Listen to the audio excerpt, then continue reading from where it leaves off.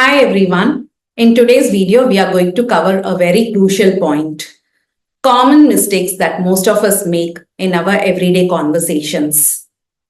Many times we end up using overly formal words and phrases in our conversations.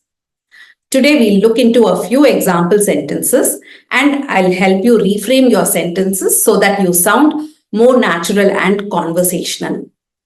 So let's get started. Our first sentence is, I commence my day at 6 a.m. The word commence is quite formal. So we can reframe our sentence as, I start my day at 6 a.m. Let's move on to our next sentence. I utilize my weekends to rejuvenate. Now, utilize and rejuvenate are formal words. So we can rephrase our sentence as, I use my weekends to relax. We shall convene at the library tomorrow. Shall and convene are formal words. We can rephrase our sentence as, we will meet at the library tomorrow. Let's see our next sentence.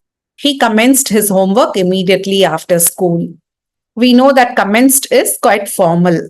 So we can rephrase our sentence as, he started his homework immediately after school.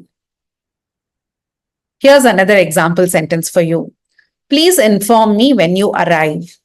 Inform and arrive are again formal words. So we can rephrase our sentence as, please let me know when you arrive. We'll see one more example sentence. The children are participating in recreational activities. Participating in recreational activities is quite formal. So we would rather say the children are playing.